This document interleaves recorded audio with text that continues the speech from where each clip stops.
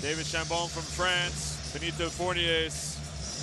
Marcos Fournier's Benito rather from Brazil, and Sasha Pugel from Slovakia. Starting five for New Zealand: Mika Vukona, Pero Cameron, Thomas Abercrombie, the 6'6", 23-year-old youngster, Lindsay Tate, and Kirk Penny.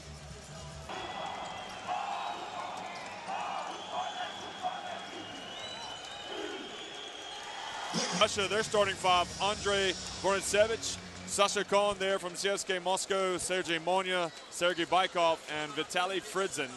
And get it up pretty quickly here. See if Kirk Penny can work himself free. He does, and he gets off the three.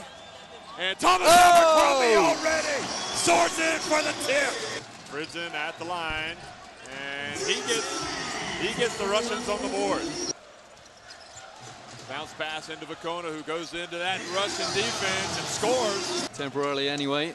Cameron for three. Count it! And that's why he's in the game, Roy. Pero Cameron back to Penny. Drives into the lane. He scores over. Such a call. Punkershoff, 8 on the shot clock. Gets it to Moskov. He's not going to be stopped there. Kovastov goes up against Tate and takes it all the way in. Phil Jones helping out down low in case Moskov comes in against Vukona, and he just backs himself up and scores. Really a distinct size advantage at every position for New Zealand. And Punkershoff drives in, and I think New Zealand's got their work cut out for them. Jeff, all I can say is very, very refreshing to have a good close game after 3 blowouts in a row.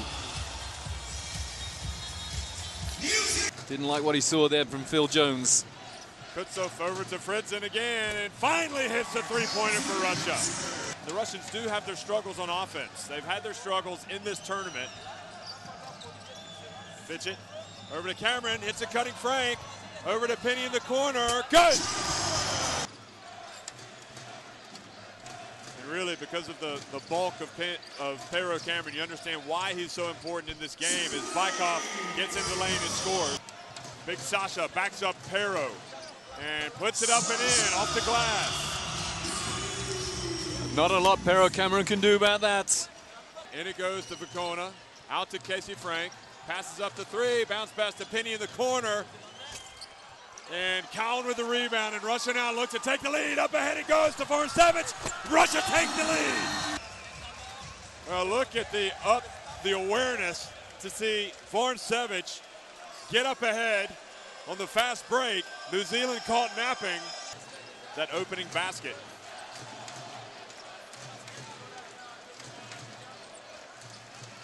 Bounce pass, and Sasha Kohn.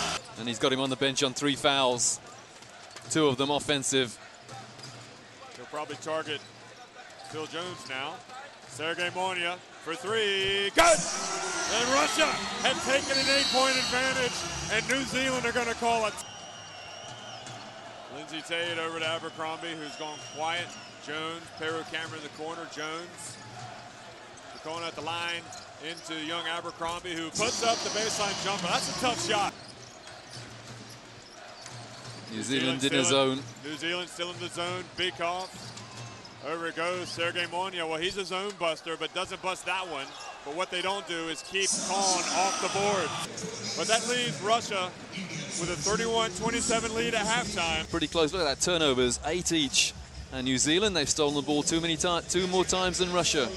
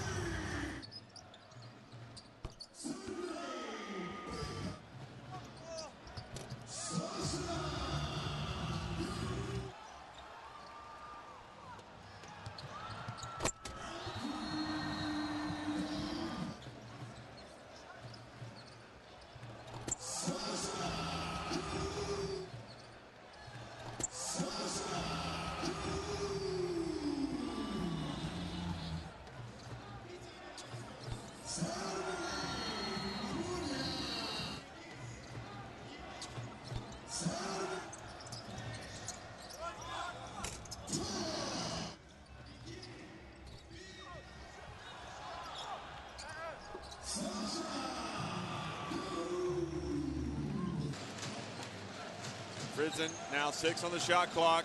He's got to get it up. He puts up a 3. Good! It's Abercrombie. And really, for Russia, it has been the D. You can just see it stifling out there. Abercrombie hits the 3.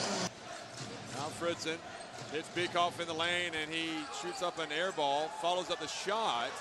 And Strange, gosh, boy, they're working hard just to get the ball back. And look at Penny, the sight to Bradshaw, or to Abercrombie, excuse me. 3 times, and they kept it in and scored on the break. It's a 2-point game. It's good hustle from Abercrombie to get up the floor, and well spotted by Kirk Penny. Bounce pass to Fritzen, and what a rebound. Voracevich. So the pressure now to Phil Jones. Voracevich for 2. Lindsey Tate over to Pero Cameron. Over to Abercrombie, who soars in and scores, and a chance for a 3-point play. Anyway, tough game to referee sometimes. At least he got the right call. Punkershoff, but that was big because now Vacona's got 4 fouls. Voracevich for 3. Good! Russia with a 6-point advantage. Boy, the intensity must be killing Kirk Penny to be on the bench right now, as well as Vacona for New Zealand. Fritzen drives in, strong play, and the rebound tip in from Timothy Mozgov. Timeout, New Zealand. And of course, the winner will go to the Olympics. But right now, we're at the FIBA World Championship, 8 finals here in Turkey, and the Russian defense is causing problems. Abercrombie goes in for the swat, but Russia stick with it.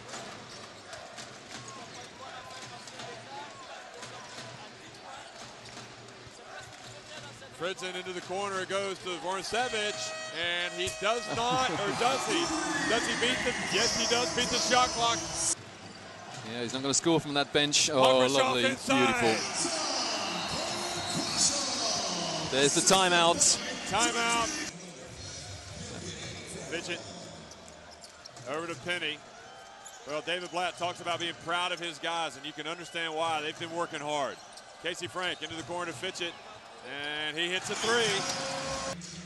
Against Russia, will it be a 5th team from Europe to go to the quarterfinals to meet the USA?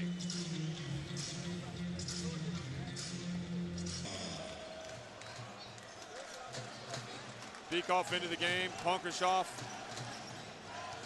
hands it off to Voracevich. Oh man, he is money. Punkershoff finds some space, kicks it to Beekoff for 3. Good! I'm not sure they can sit in that zone for much longer. Jones inside. Nice recognition from New Zealand. Beekoff, 10, now here comes the offense. Punkershoff looks down low. They look for Punkershoff into the lane, hands it off to Mozgov, and sure enough, and nobody. Punkershoff drives in, hands it off to guess who?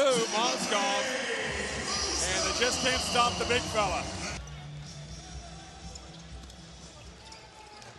New shot clock, 24 seconds.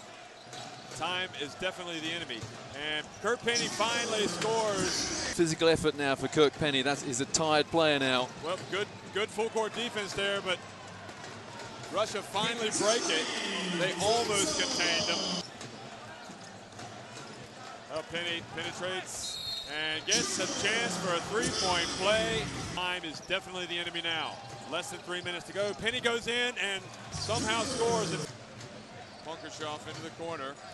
6 on the shot clock now. Kutsev. He maybe doesn't realize it. Punkershoff for 3. Had his foot inside. That has proved just very strong, physical, tall inside. And Voracevich hits the 3. Minutes. No Andrei Kirilenko. No Victor Kriapa tonight. No J.R. Holden. But what Russia isn't missing, they're not missing heart. They've got plenty of that because they have held off a brave challenge by New Zealand as Punkershoff hits the 3-pointer. That is so cruel. It's not a 20-point game, but that's what the score says, I'm afraid. 76-56. Great effort from New Zealand. They don't deserve to lose by 20, but it may even be more. And up ahead it goes to Moskov, who's going to get a little dunk action before the night ends. The teams shake hands. David Blatt did a great job scouting. I'll tell you what. 7 steals, 5 block shots. Never stopped playing defense tonight. And that rebounded New Zealand 41-25. Voroncevic, look at that, double-double, 18 points, 11 rebounds, and terrific defense to go with those stats. 34 of those Russian points coming in the paint. Moskov was very difficult to contain. He ended up with 16 points and had 7 of those rebounds. Most of those points come in the second half when he was reintroduced into the game on 2 fouls. And New Zealand just couldn't handle him. Well, the last time the United States and Russia met at the FIBA World Championship semifinals, 1998.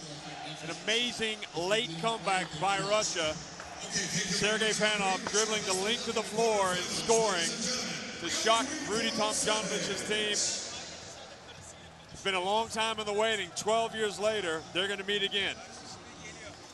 Yeah, 1994 as well in Toronto. USA absolutely pulverized Russia. 73 points in the first half. But this is not a dream team here. Well, you've been watching the FIBA World Championship 8 finals from Istanbul. One more time, Russia winning at 78-56. Earlier tonight, the United States winning their game handily against Angola. It's Angola and Russia in the quarterfinals. Thanks for watching.